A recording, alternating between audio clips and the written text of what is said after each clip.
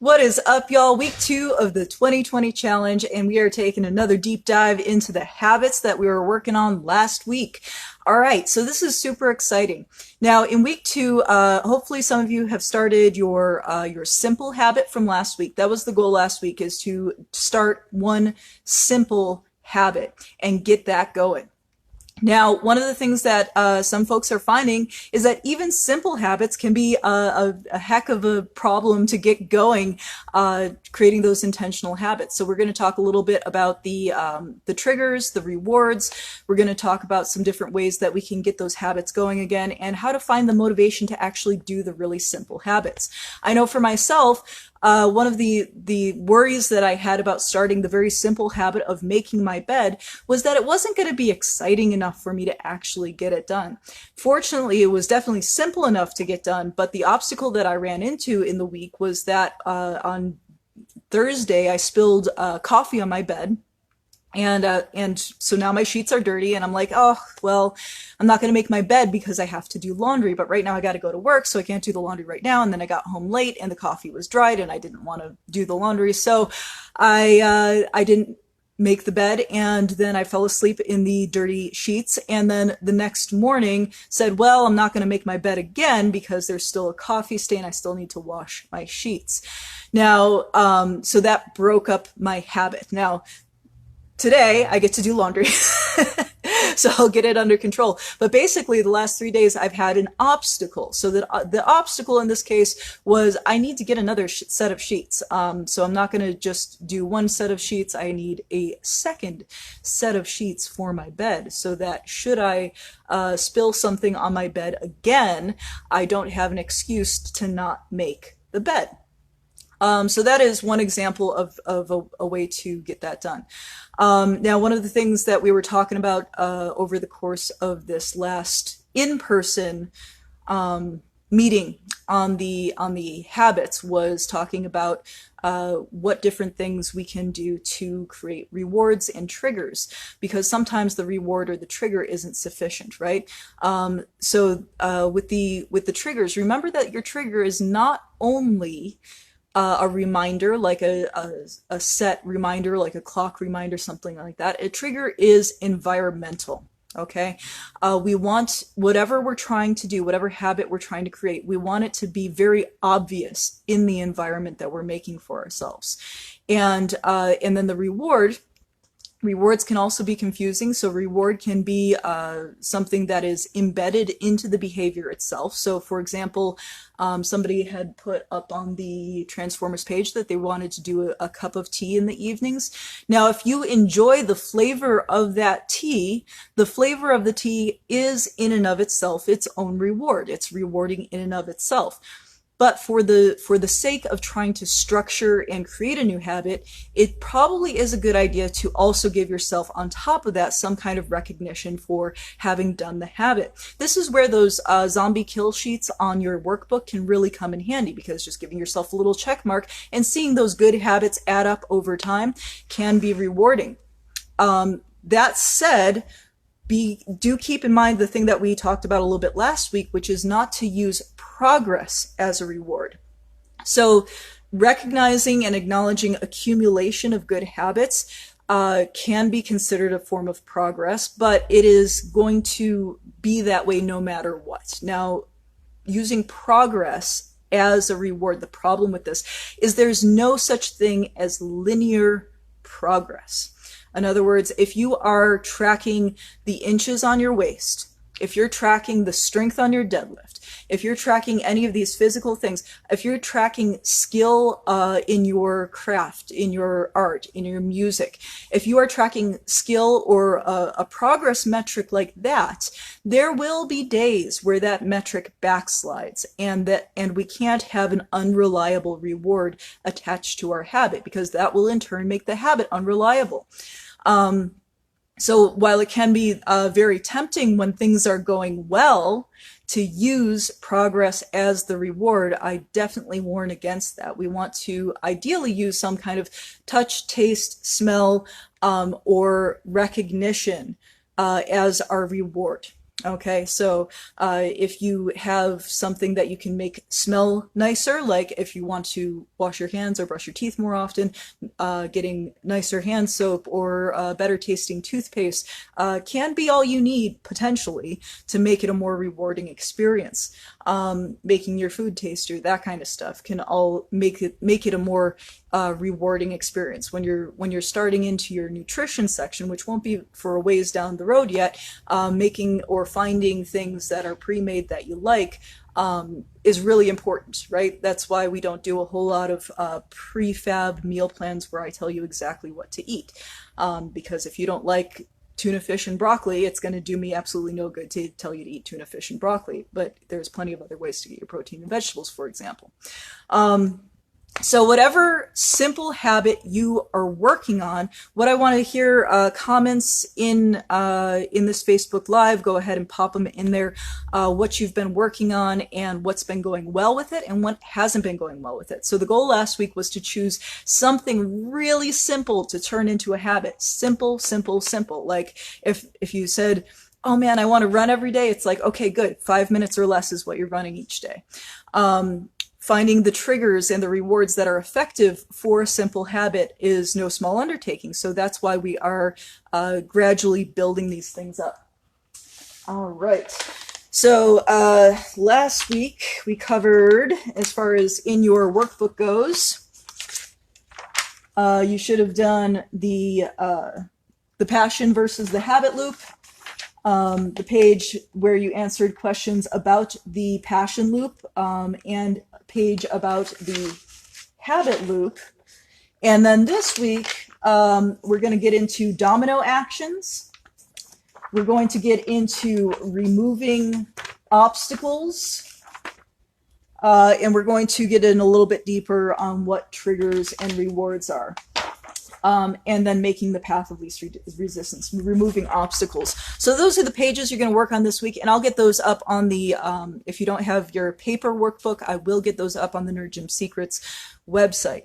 Now, going over your habit from this past week, take a critical look at where it was going well and where it may have fallen apart on you, and recognize what maybe obstacles can be removed. In my case, it was an obstacle. What kind of rewards can be added? It turns out I did find just having my coffee on a nice made bed was rewarding enough, except for the day that I fell asleep with the coffee in my hand and dropped it on the bed. But finding ways to make things more rewarding, more convenient, easier, all these things really important. Now, one of the things we're going to talk about this week are domino actions. And this is something we're going to circle back around to, because the first habit that you selected should hopefully have been so easy that you really don't need a domino action to accomplish it. But we're still going to talk about domino actions. And to give you an example of what a domino action is, there's a couple different ways we can think about domino actions. We can think about the small actions we take that have an impact on our larger goals, right, over time. So it can take, like, you know, just those little small actions add up to something big, which is awesome. And then the other way to think about domino actions is to think about what is the action that you want to form your habit around? What is the easiest action you want to form your habit around? So years ago, I had a client who was very inconsistent coming to the gym. Some days she would, some days she wouldn't. She really, really wanted to come every weekday. That was part of the actions that she wanted to take so that she could accomplish her fitness goals.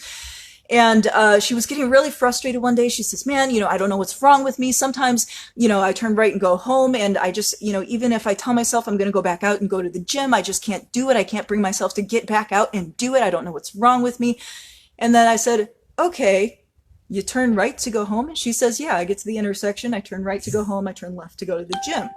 It's awesome. All right. So if you turn right to go home, have you ever gone that way and then changed your mind and then turned around and came to the gym? And she said, no, it's never happened. I said, okay, if you turn left to go to the gym, have you ever changed your mind, turned around and gone home? She says, no, when I turn left, I always go to the gym. And I knew this was true because when she would come to the gym sometimes, she would forget her gym bag and she would work out like in her business clothes, like her mini skirt, so I knew that once she was there, like the obstacle of not having her gym bag, for example, was not going to get in her way.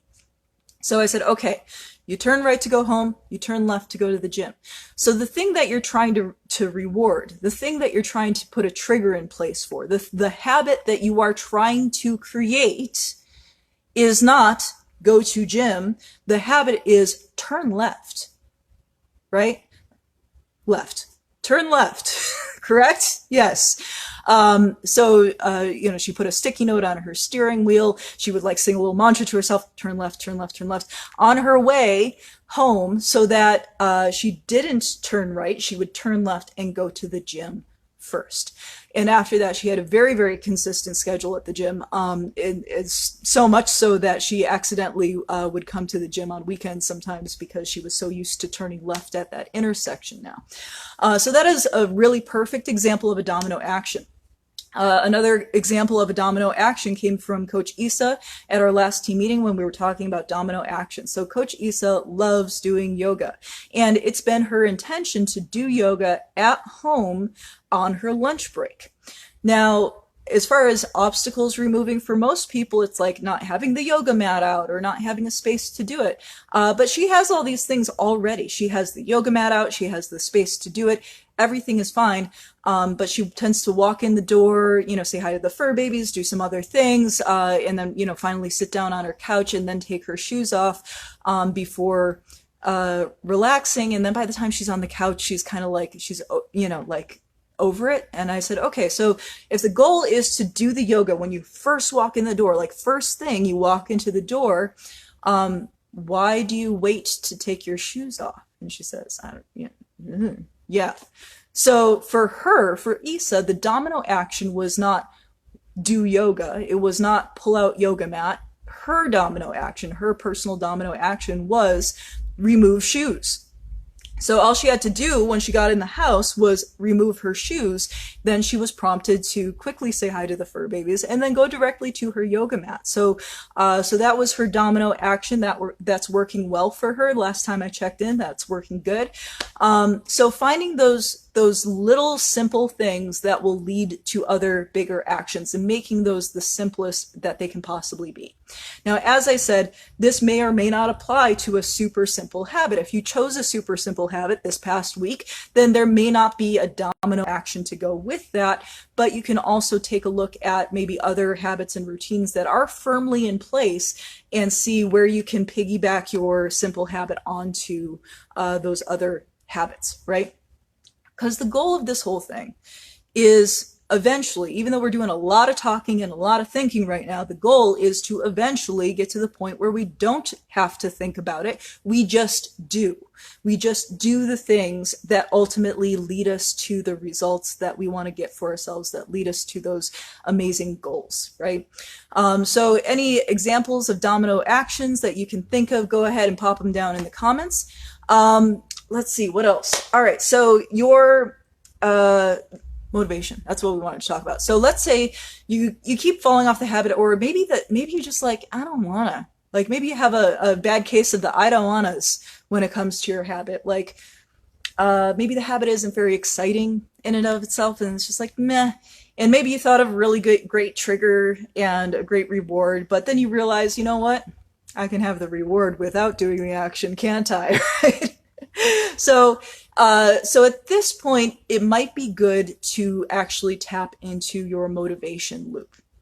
Now, motivation has three components. It has the pain component, the clarity component, and the desire component. So pain would be, whatever your pain is. It can be physical, it can be mental, it can be emotional. It's the problem you're trying to solve. That's what your pain is, okay? So whatever problem you're trying to solve, you are going to take a look at, meh is exactly what you said. Whatever problem you're trying to solve, you're gonna take a look at, why that's important to you, right? Because sometimes doing small little habits is not exciting, but it's maybe part of a much bigger, much more exciting piece of solving this pain issue. So having clarity on what the pain is super important. But the funny thing about doing a habit is once you're doing it well, the pain does start to go away. The problem does begin to get solved. So while pain can get you started, ideally, you start actually solving the program, and you cannot lean on pain for your motivation at that point because the pain is solving and resolving itself. Now, desire is really kind of ephemeral and difficult to get into, so we don't really mess around with desire. So pain, desire, those things exist as part of the passion motivation loop, but the one that you really have a lot of control over, and the one that I highly recommend digging into when you need a boost of motivation to get your habits going, is clarity. Okay? Clarity has two components to it. There is clarity of what you want to accomplish, right? This is where you kind of think of future you, what you will want to have accomplished by way of your goals. And it's also clarity on who you are. Okay? Identity is super important with clarity. So what you want and who you are. And this ties into the homework for this week, which I will put up on the Nerd Gym Secrets, as well as in a separate post for those of you who don't sit through my Facebook Live videos.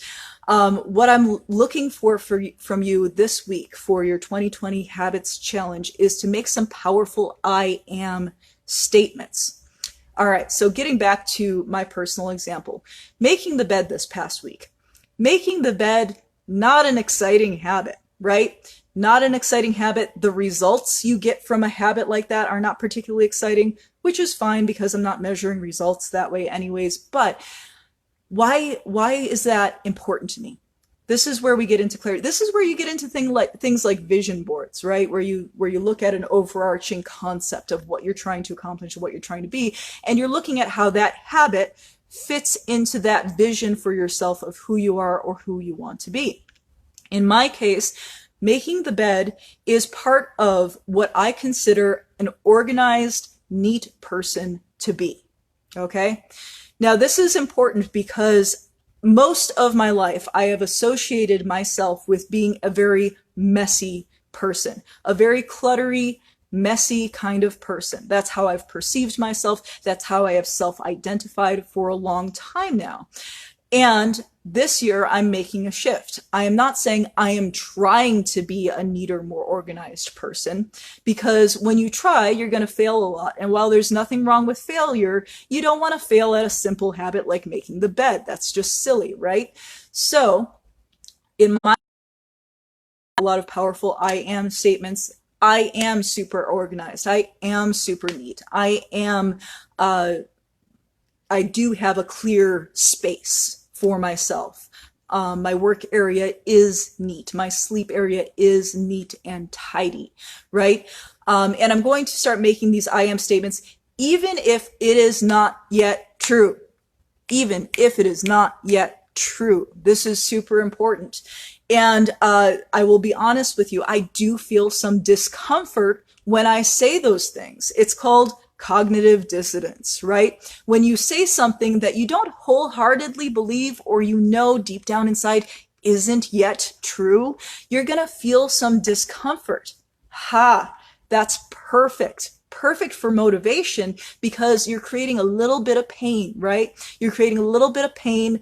You're creating clarity. That's going to spur that desire and get you into action.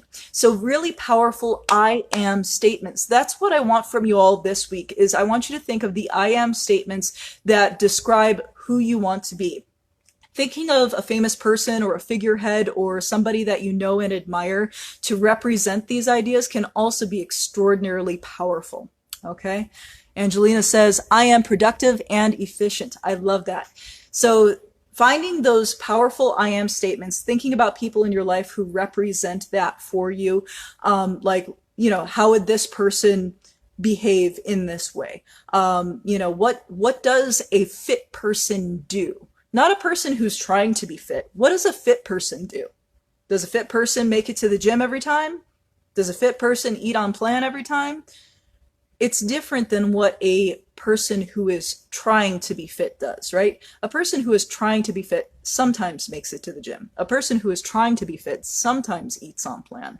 So it's important to call yourself what you want to be, even if it does cause some discomfort because it's not 100% yet true.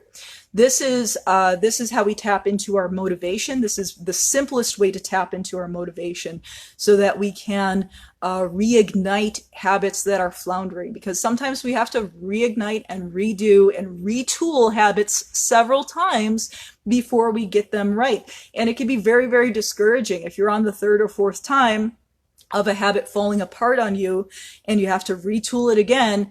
It's really tempting to kind of give up. And that's where you want to tap into that motivation and just get that little boost of motivation from your clarity, from your pain, and dive in for, take number 43, 47, whatever it is, to get it done. Okay, so that's going to be this week's homework.